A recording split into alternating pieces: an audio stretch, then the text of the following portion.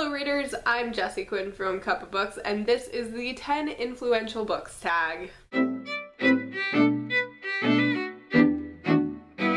This tag was originally created by Susie Reads, and I was tagged by Allyn months and months and months ago. It's a really straightforward tag in which you just list off 10 books that you feel had an impact on your life. There are books on this list that are both books that have made an impact on my life and are some of my favorite books, and then there are books on this list that made an impact on my life but I would never ever count as part of my favorite books.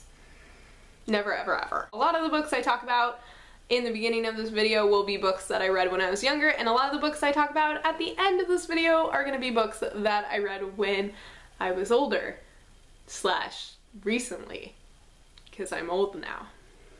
Yeah, okay. Starting this list off with a tie because I feel it's important to establish early on in this video that I am, in fact, a rule breaker and do not color inside the lines. Number 10, Little House in the Big Woods and Little House on the Prairie, both by Laura Ingalls Wilder and both part of that Little House in the Something series that probably has an actual name, but I do not know it. Now, these books are on this particular list because they are the first chapter books I ever read. Number 9, I have The Call of the Wild by Jack London, which I coincidentally read for the first time when I was actually age 9. A lot of the adults in my life at that time made a big fuss about the fact that I was reading something that was very much out of my reading level for my age. It's probably part of the reason I continue to read so many books geared towards adults and books that were considered classics on my own time throughout the end of elementary school, middle school, and high school. Number 8, I have the entire Harry Potter series by J.K. Rowling. Obviously this is on a lot of people's list, particularly people who are in my age bracket because of when the books came out and when they finished. I mean, a lot of us read these through elementary school, middle school, and high school, so they had an impact. It led to some of the most heated discussions I've ever had with any of my friends and any of my family members. I can remember so many arguments I had with people about whether or not so-and-so in the series was actually evil, or whether or not so-and-so in the series was actually in love with so-and-so, or whether or not so-and-so in the series was gonna die. So many arguments. Number 7, I have In the Forest of the Night by Amelia Atwater-Rhodes, which is this really short, easy to read, older middle grade, younger young adults book about vampires. And to be perfectly honest, it would never ever make this list if it wasn't for the fact that on the back of the book there's one sentence that talks about how the author was 13 when she wrote the book. Now, I was 12 or so when I read the book, and so reading that little sentence on the back made me think, hey, I could do that one day. I could write a book. Number 6, I have The Lord of the Rings by J.R.R. Tolkien. I read this book series when I was 13. I read them because my mom gave me The Fellowship of the Ring, the first book in the trilogy, and she told me how these were her favorite books when she was 20-something, that she read them over and over and over again, and they just had this lasting impact on her. I really enjoyed reading something that my mom had enjoyed. I don't read a lot of high fantasy, but I do read a lot of just fantasy.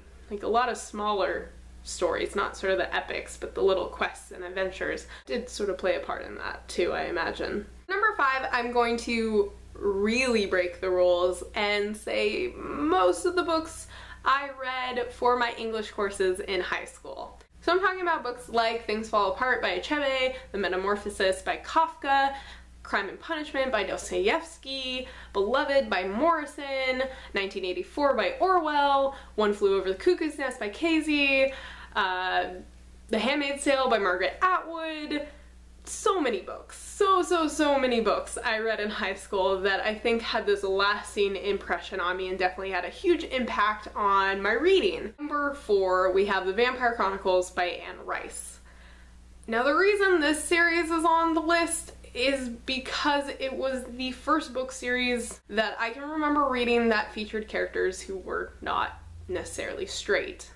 Lestat, in particular, just had this major impact on me when I was 16 and reading The Vampire Lestat for the first time. Breaking the rules yet again, I have a tie for number 3.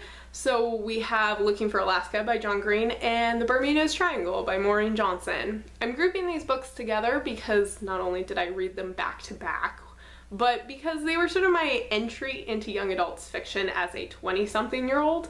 Reading Looking for Alaska and reading The Bermuda's Triangle made me realize, like, hey, young adults fiction has books I might like.